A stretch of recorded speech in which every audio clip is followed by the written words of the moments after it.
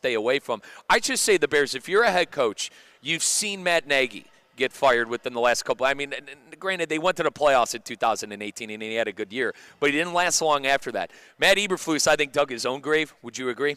Sure. With the timeouts and the clock management. That's just a team where you're afraid to go to right now because the last 5-6 head coaches, I don't want to say really haven't gotten a shot. It just hasn't worked out. And the dysfunction of the general manager, is the general manager, Colin, going to be around? Is the guy who hires you going to be around? His job was already hot before you got hired on the job. So marriage, I agree, is another aspect. You got Kevin Warren, where you think he's doing football stuff. Well, now we know he's doing football stuff. You got Ryan Poles not knowing if he has a job or not. In the last couple of weeks in the NFL, that's kind of where my head is at, and the whole Caleb Williams stuff. That's the biggest thing. If you could go there and fix Caleb Williams, you're going to be a hero. Mike. There's nothing to fix. He had a fairly successful rookie season, all things considered. It wasn't great. Everything, the offensive line was poor. But heads up, any team in the NFL, good or bad quarterback with a bad offensive line, the quarterback struggled. Look in New York with Aaron Rodgers. Look anywhere where the offense. C.J. Stroud, who had a terrific year last year, how is he doing without a good offensive line? That is a major problem. I don't think there's people that are questioning whether Caleb Williams is the guy. He didn't have the year. He didn't have the year you thought you were going to. Everyone thought it was going to look more like Jaden Daniels.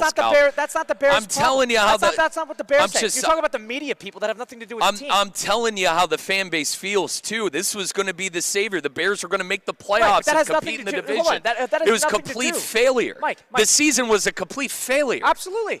What do you want the Bears to do? In that division, you want them to win 10 games all of a sudden?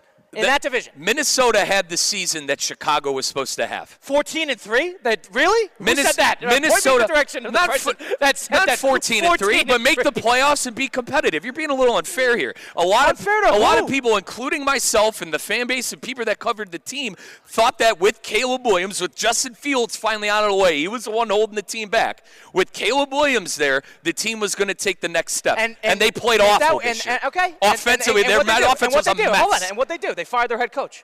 They fired their head coach. They didn't fire the quarterback. Which shouldn't have been there in the first place, by the way. Fine.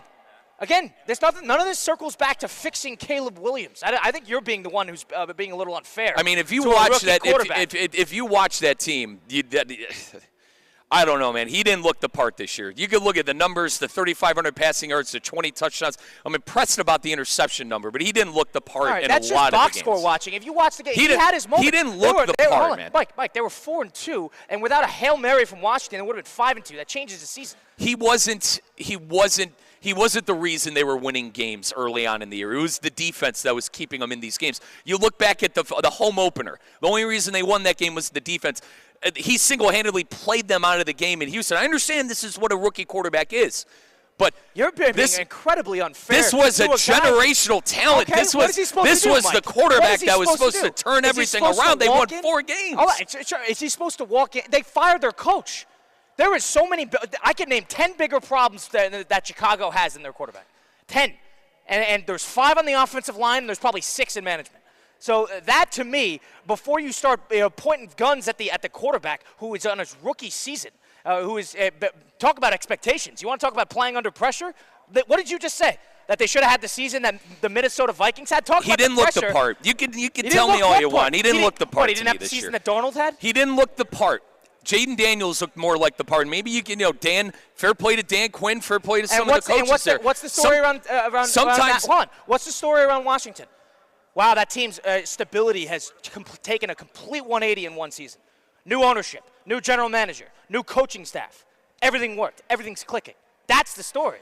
Yeah, the quarterback is very good, but guess what? If the other 3 are good, then the quarterback's going to be good. Kyle, I don't think he looked the part. Let me get this straight. I don't think he looked the part. Let's walk through I was very in on him this year. He disappointed me. Let's explain something really quick. So you just went through it.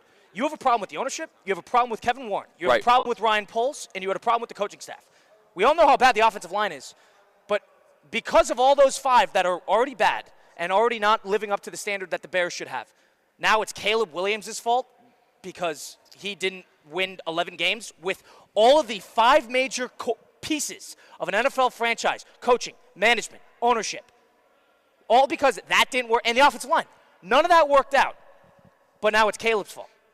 So let me get this straight. So Caleb Williams is the problem when the story all year has been you surround them with something that they could be, that stability, you surround them with guys that insert confidence into them, and you surround them with a good offensive line and some talent. And then the quarterback will start to put it together. That's the story. That's what happened with Bryce Young. That's what's not happening with C.J. Stroud. Colin, I'm not writing him off. So this isn't me writing him off. I'm just saying, sounds man. like it. The ownership is not there. The management is not there. The coaching's not there. The offensive line is not there. Everything is not there, but it's Caleb's fault. That's what I'm getting? No. Okay. No. So I don't want to hear you writing off Caleb Williams after a fairly I'm not writing him off. He didn't look good this year. What did you say about the coaches? He did not look good this year. What did you say about the coaches? Sometimes you're able to. So if they're coach, you said fix Caleb Williams. Fix. Fix, not progress. Fix. Like there was a problem, like he was the problem, like he was the root of the problem. I disagree with that completely. We'll continue.